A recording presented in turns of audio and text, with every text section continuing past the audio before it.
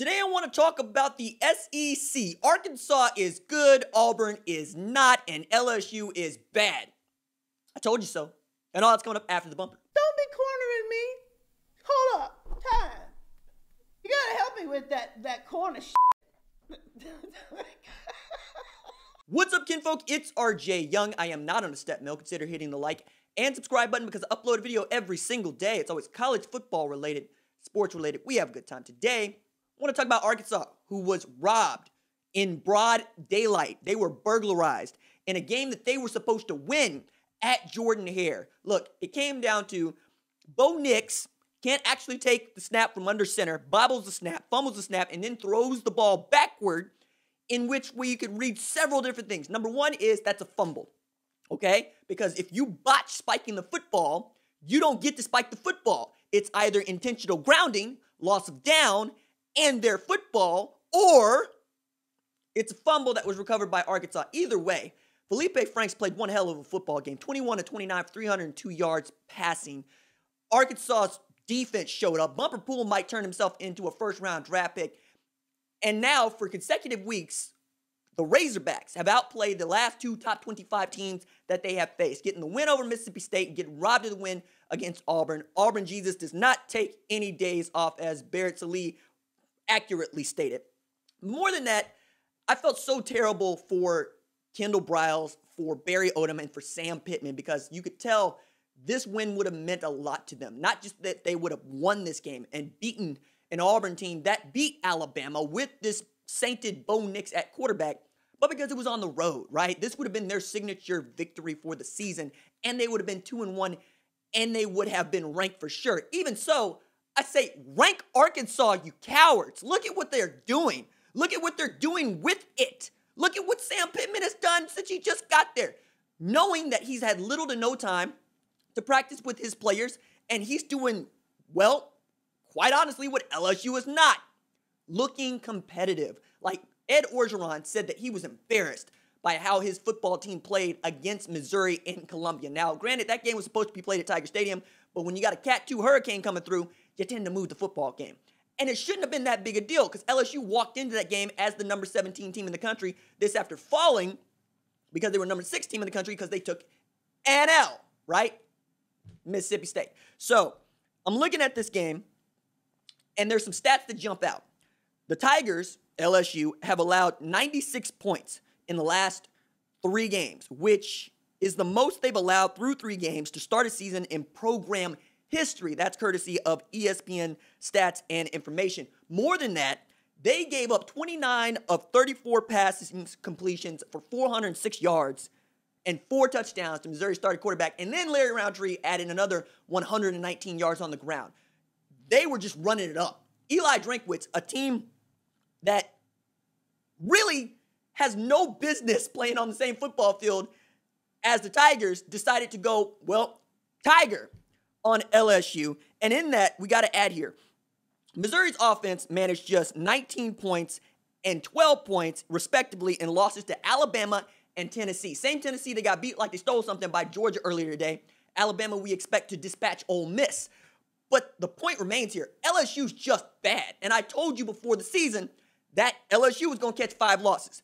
They've already caught 2. We've played 3 games. They still got Bama on the menu, and they got Florida on the menu. Get all ready to 4 there if we're just keeping track, and we are. Because there were so many LSU fans that tried to tell me that I was on one because I told them before the season that they were going to catch 5 losses. I said that they were going to catch 5 losses even after they shortened the season from 12 games to 10 because I understood what they were losing and what they're adding. This is Bo Pelini's defense. They went from 3-4 to 4-3.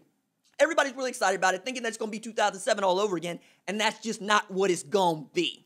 It's going to take time, and it's going to take assets. When you lose 34 players off of one football team, you're going to be bad.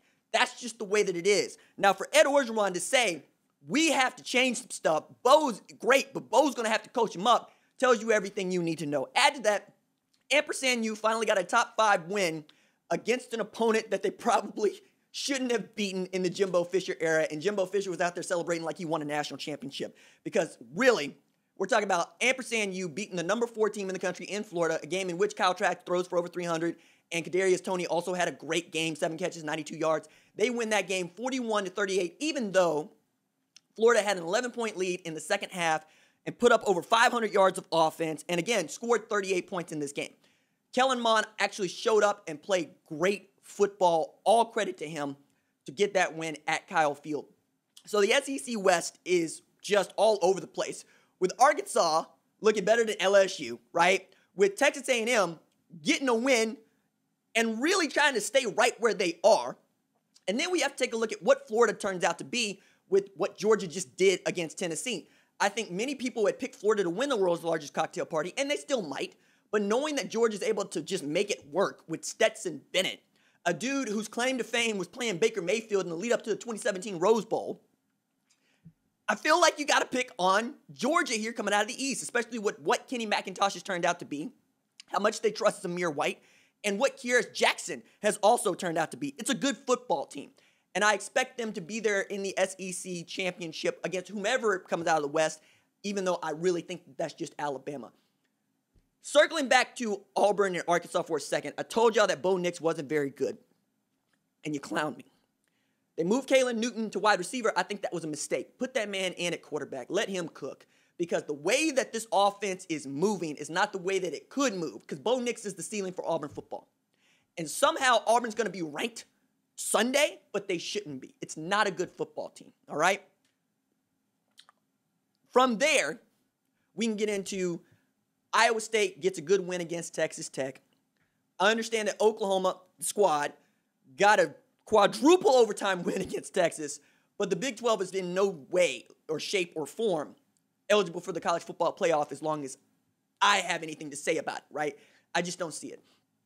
Iowa State's loss to ULL will haunt them if they win a Big 12 championship. Kansas State's loss to Arkansas State will haunt them if they win a Big 12 championship. Texas Christian lost to Texas, but they've also lost games, right? They're supposed to play SMU, which I think would have helped them in an argument if they won the Big 12 championship and beat what I think is probably the best team in the American.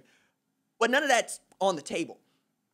Right now, just trying to keep what you got if you're Oklahoma and get to number 6 when you're talking about 6 straight Big 12 championships.